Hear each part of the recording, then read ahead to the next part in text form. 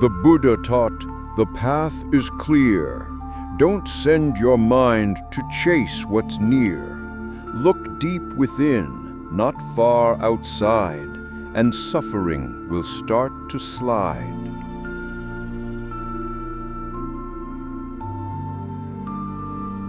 Form is first, the body, sense and skin, the eyes, the ears, the tongue within. It feels discomfort, joy and strain. Feeling comes, both joy and pain.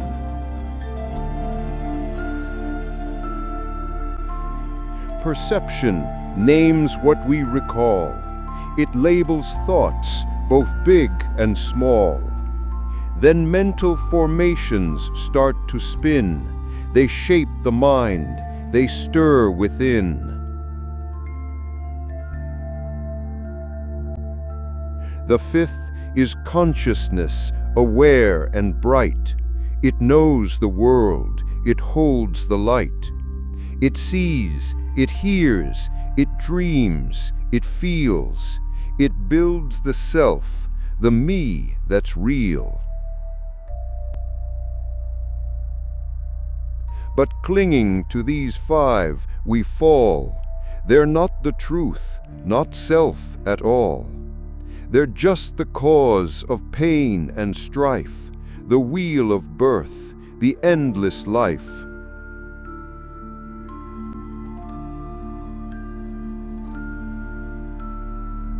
To break the chain, to end the pain, we must not grasp, must not remain.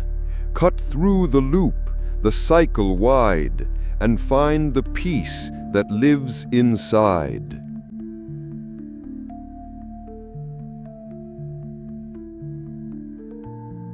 True peace, nibbana, not a place, not heaven's gate, nor worldly grace.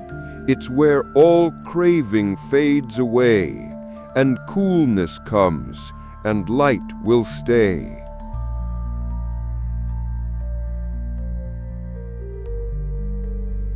The greatest joy, the final prize, is not in things that fade or rise, but in the end of grasp and fight, where wisdom shines and hearts grow light.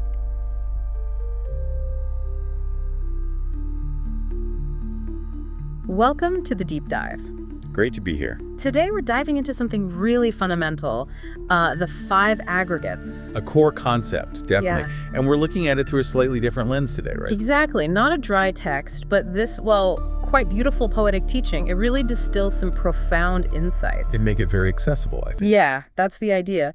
So our mission for you listening is to unpack these aggregates. We want to understand, their role in how we experience everything. How we build that sense of me and my world. Right, and how understanding them connects to, ending suffering and finding real peace. It's kind of a shortcut, in a way, through this poetic language, to grasp something that can seem quite complex otherwise. It really is. Let's kick off with the poem's opening lines. They set the scene perfectly. The Buddha taught the path is clear. Don't send your mind to chase what's near. That's interesting. Don't chase what's near. Yeah, and then looked deep within, not far outside, and suffering will start to slide. So that phrase, look deep within, what does that usually bring to mind for people? Well, often I think people hear look deep within, and they imagine searching for some kind of permanent soul or a fixed true self. Like finding the essence of me. Exactly.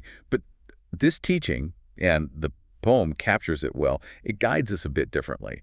It's less about finding a thing and more about observing the process. The process. How so? Observing the components, the building blocks of our moment-to-moment experience, the very things we mistakenly think are a permanent self. Ah, okay, so it's about dissection, not discovery of a fixed thing. Precisely. Understanding the parts, not searching for a static whole. Okay, so if we're looking within to dissect, what are we dissecting? Let's unpack this. Let's get into the five aggregates themselves. Right. These are presented as the fundamental constituents of our lived reality. Everything we experience is basically made up of these five. The poem starts with form.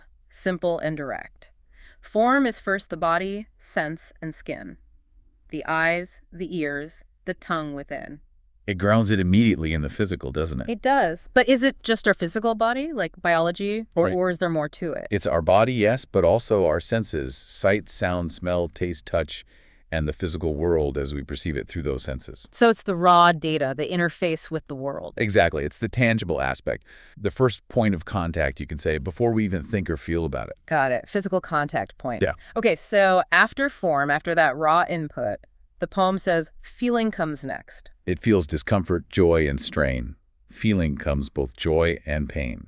Now, is this feeling the same as, say, complex emotions like anger or love or jealousy? That's a really key distinction. It's actually more fundamental than that. More basic. Yes.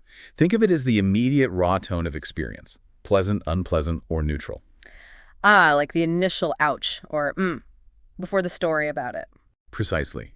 It's the direct, unfiltered sensation before the mind layers on judgments and interpretations and complex emotional narratives. Very simple, very direct. Okay, that makes sense. Raw sensation. Then, building on that, the poem brings in perception. Perception names what we recall. It labels thoughts, both big and small. So this is where the mind starts, organizing things, making sense of the raw data and feelings. Exactly right. Perception is the function that recognizes, identifies, and labels. It's how we know that's a tree, that sound is a car horn, this feeling is hunger. And it names what we recall. So our past experiences play a big role here. Hugely. Our memories, our concepts, our learned categories shape how we perceive everything in the present. It makes you wonder, doesn't it? How much of what we see is just based on labels we've already learned? That's a deep question. Okay, so we've got form, physical, feeling, raw tone, perception, labeling. What's next? Mental formations. Then mental formations start to spin. They shape the mind, they stir within. This one sounds a bit more active, like something is being generated. I sometimes think of it like an inner sculptor shaping things. Is that helpful? That's actually a great analogy.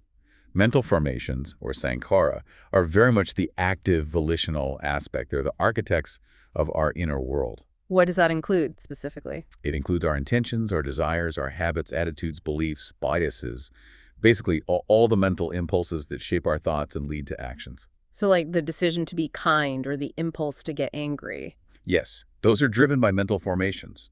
They are the programs running in the background, shaping how we respond to the feelings and perceptions. They carry our karmic momentum too. Wow, okay, that's a powerful one. It feels like these are really building on each other now. Form, feeling, perception, mental formations, leading to the fifth. Leading to the fifth, consciousness. The poem describes it as aware and bright. It knows the world. It holds the light. It sees, it hears, it dreams, it feels. It builds the self, the me, that's real. This sounds like the glue holding it all together, the awareness of the other four. It is. Consciousness is the knowing faculty. It's the basic awareness that allows the seeing, hearing, feeling, perceiving, and thinking to happen. It cognizes the objects arising through the senses and the mind. It allows the experience to be experienced. Exactly. But here's the twist the poem points to.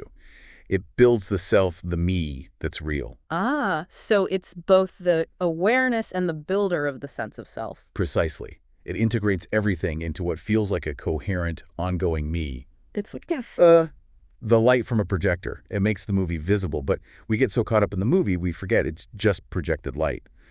Consciousness allows the show of the self to appear.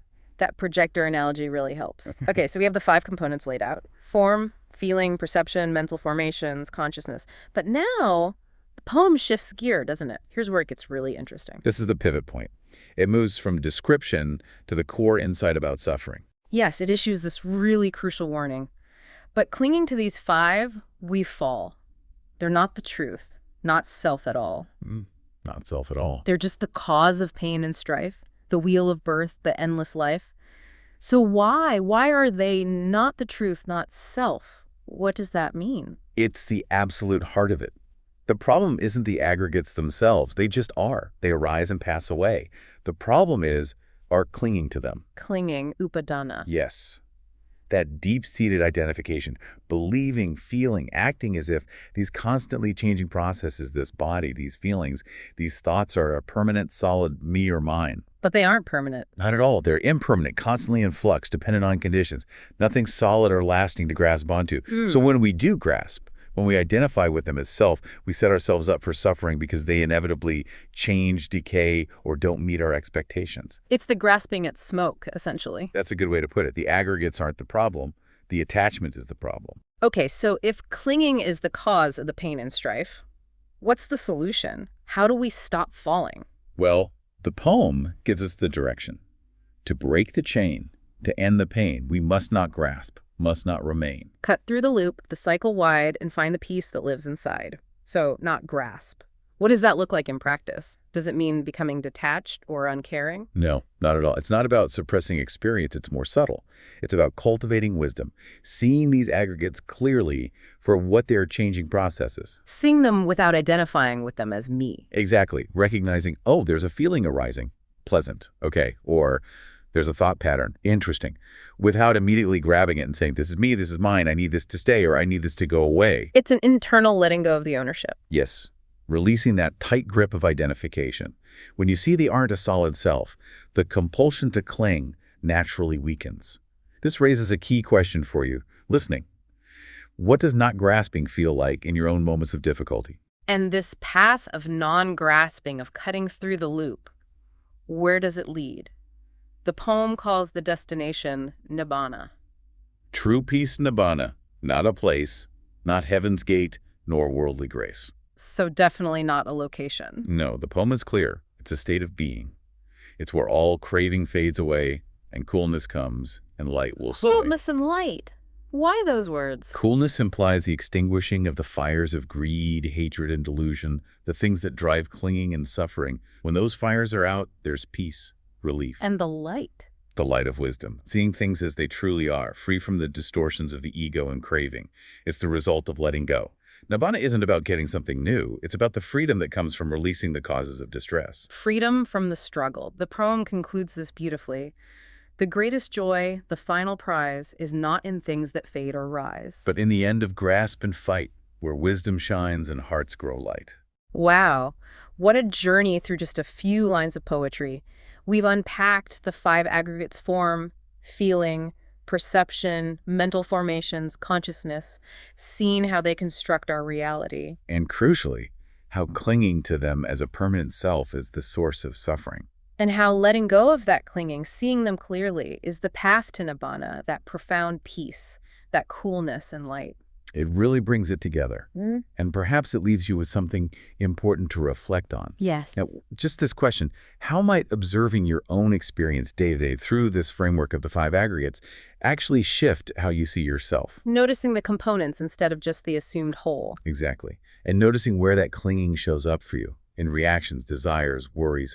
What would it feel like to loosen that grip just a little, to, as the poem says, find the peace that lives inside? That's a powerful thought to leave with. Thank you for joining us on this deep dive today. Thank you. We hope this gives you some fresh perspective to explore.